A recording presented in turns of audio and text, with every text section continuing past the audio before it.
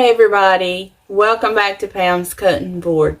So today we are going to do Salisbury steak. Some people call it hamburger steak, but whatever you call it, it's going to be good.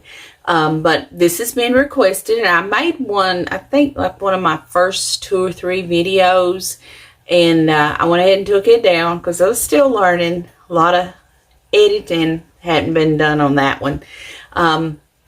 So I went ahead and took it down, and then I got a request for Salisbury steak. So I'm going to go ahead today and do it. So I'm going to turn you down, tell you the ingredients that you need, and then we're going to make it, and that's what we're going to have for supper. We're going to use ground chuck. This is just a little bit over a pound of extra lean ground chuck. If you want to do just ground beef, you could do that too. But I like to use the ground chuck when I can. Just to me, it adds a little better flavor.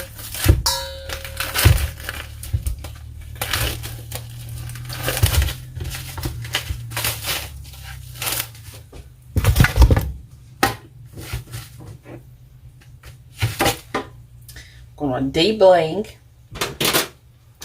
And then I have about 1/3 of an onion and 1/3 of a green pepper chopped up. I'm going to add those. And the rest of the onion I did slice into little thin slices. See that? And I will fry that up with my steaks. And that'll give the gravy and everything just a little more flavor.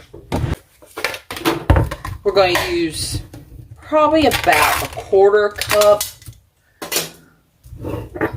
of seasoned breadcrumbs. Now my mother-in-law used cornflakes. I might have to use a little more breadcrumb. I'll kind of mix it up and see. But she used cornflakes instead of breadcrumbs. I'm going to put a little bit of black pepper, salt and pepper, and garlic powder to taste. It's according to whatever you want.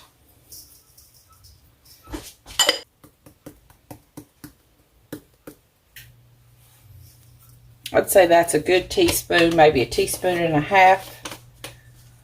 Okay. Let me get my egg. Okay. Added our egg. Now, the best way that I know how to do this is just to get in and mix it up. If you know of a better way, then you go ahead and use it. If you want to use a spoon or a fork or something. But for me, this is the best way. I was about to forget my Worcestershire sauce. I don't know if I'm saying it right, but that's the best that I can do.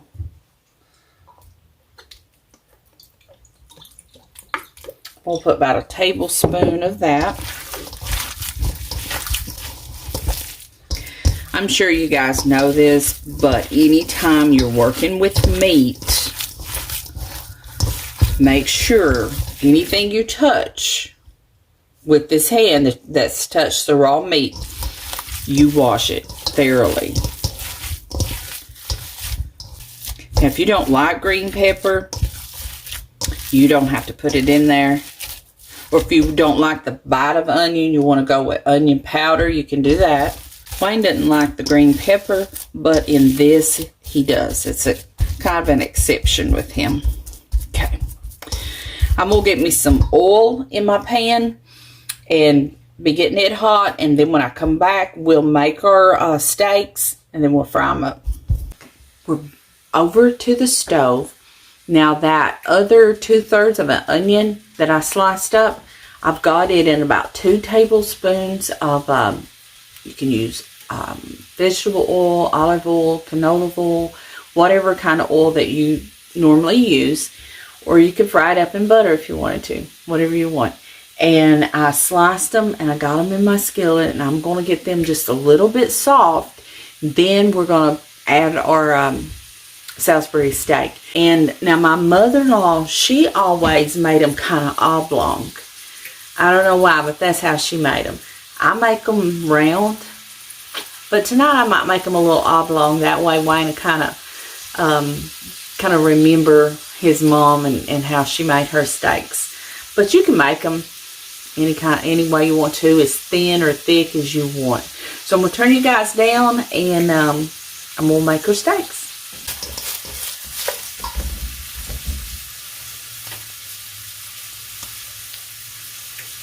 I guess though, when you buy them out of the store, and I'm not opposed to that, I've done that many times, they're a little bit kind of oblong too, not perfectly round. Wayne's in the bedroom watching, I think, a Western movie, but he'll come in and taste test. We'll not tell him that we're making them oblong in kind of remembrance of his mom, and see if he notices it. See, I make mine kind of just, normally I would do this, and they would be round. But tonight I think I will go oblong, all of them. I hope you guys had a good Thanksgiving. It was just me and Wayne, but we enjoyed ourselves. We took a little ham, and I throwed it in the oven with some brown sugar, a few spices, and some pineapple. We did some canned sweet potatoes, and I mashed them up with a little brown sugar and butter and some cream. And we had some green beans and some rolls, and we didn't even have a dessert. That was okay. We didn't need it. But it was just me and him. I finished the laundry room, and we just had a nice little holiday, just me and him, and I enjoyed it. But now for Christmas, I'll cook. I went out today and got a few things ready. I'm not going to cook a big, ginormous meal, but I am going to cook a little bit. I got a turkey in my freezer, and got my stuff for my cornbread dressing, which I'll probably will do a video on those. Got me some cranberries. I'll make cranberry sauce. We always have that. And I got me some stuff to make lemon pie. I don't know that I'll go overboard with a lot of the desserts this year, but we always have lemon pie.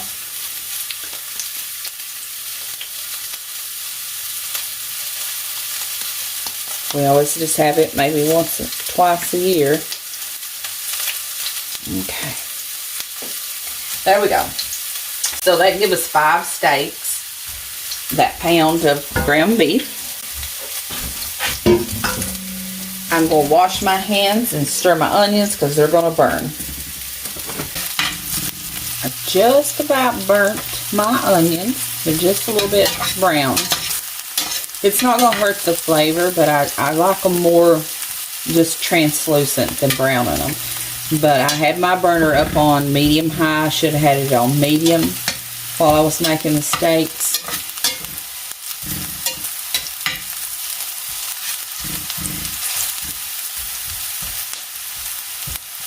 Okay, I'm just going to kind of push those to the side. You can take them out if you wanted to.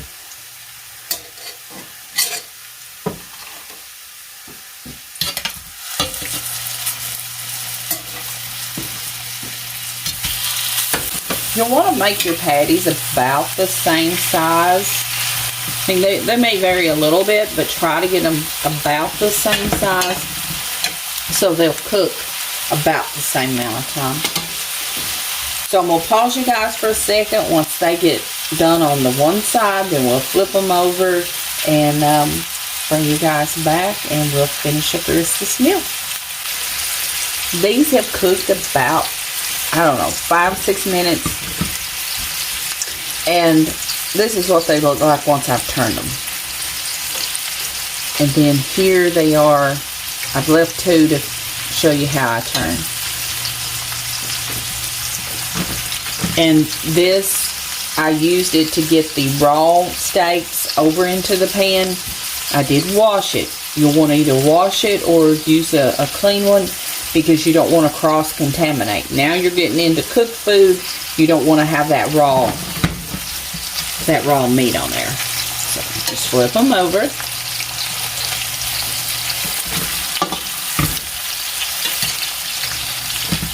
And then there's my onions to the side. They're done. If they have a little bit of crunch to them, that's fine. Some of them seems like cooking a little more than others. So now we're just going to cook these. And if you have a meat thermometer, you want it at least 155 to 160. That is going to be a good temp for your meat. It'll still be moist. It won't be dried out, but it'll be done.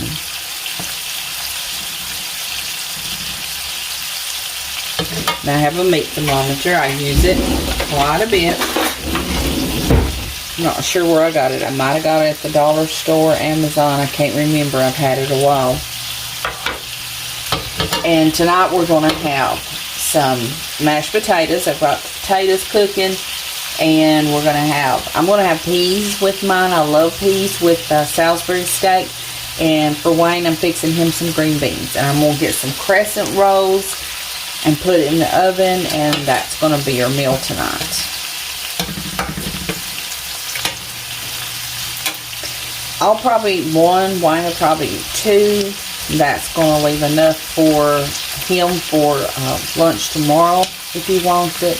If not, we'll have a small supper, 1 each tomorrow night. So, nothing to go to waste here. But I'm going to pause you guys. I'm going to mash my potatoes, finish these up, and then we're going to make some gravy. Because you got to have some gravy with Salisbury steak, right? So we'll see you guys back in just a little bit. Okay, as you can see, we've got 3 burgers in here, or steaks I should say, and we've got 2 right here in a plate. These are done. I just took my meat thermometer, and you'll want to insert your meat thermometer right through the middle. And this one is coming up to, it's at 140, so it's still got a little bit ways to go. These were at 155, pushing towards 160. I took my onions out because they were getting past done, so I took those out what I could get of them. But they're just going to flavor that gravy. I'm going to take all of these out and then make us a pan gravy. And then we'll put the steaks right back in that gravy, let all of that heat through, and we'll be ready to eat. Now, if you are afraid that your onions and peppers are not going to get done and you don't want them crunchy, I don't mind if they've got a little crunch when I bite into the steaks. But you can put your peppers and your onions and a little bit of butter, a little bit of oil, and just saute them until they get just a little bit soft, and then mix it in with your mixture. Let them cool down a little bit, and then mix them in with your mixture, and that way they'll ensure that they're completely soft. But I don't mind a little bit of crunch. If that pepper right there has got a little crunch, I don't care. I don't mind it. Okay. Once they get done, I'll bring you guys back when we're getting ready to make the gravy, and then we'll soon eat. Okay, we got our steaks out, got our onions out. We had probably about 3 tablespoons of oil or grease that come from where I'd fried everything and then out of the steaks. And I added about 3 more tablespoons of butter. And you can add oil again if you wanted to. Maybe add about 3 more tablespoons of oil, but I wanted the richness of the butter. So now I'm going to go ahead and add me some flour. That's about 1, 2, 3, 4, 5,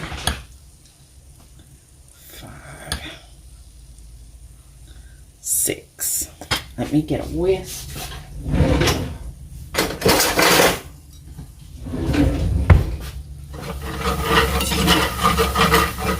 You want equal parts fat, equal parts flour. Not going to add any salt because my broth is going to have some salt, but I am going to add some pepper.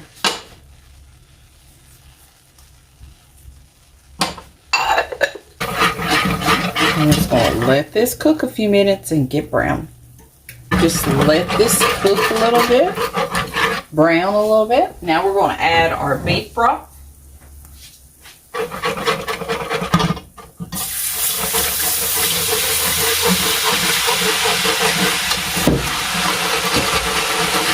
And you'll want to stir constantly. It's on medium. My burner's on medium. You want to stir so it doesn't lump up on you.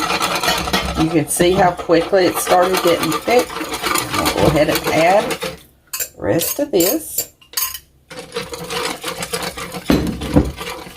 And I have a can of beef broth if I need to open it.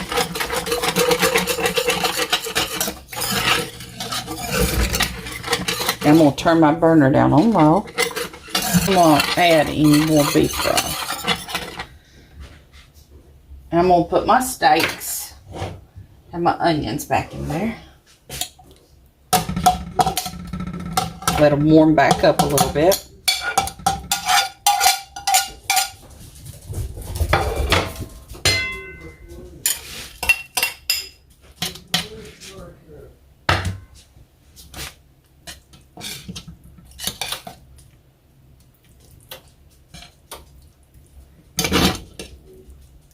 Hey guys, I took a little bite of this one of the steaks, and I'm telling you, they are so good. You're not going to get that in a frozen meal. No way.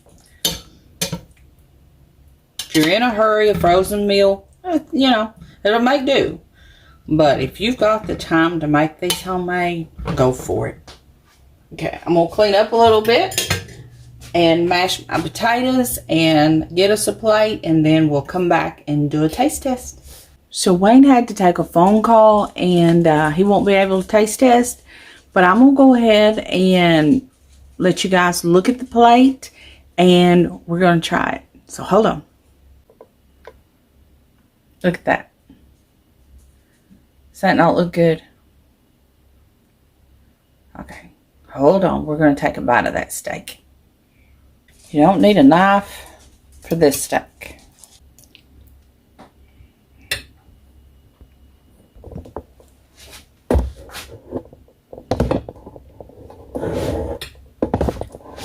Okay, let's try it.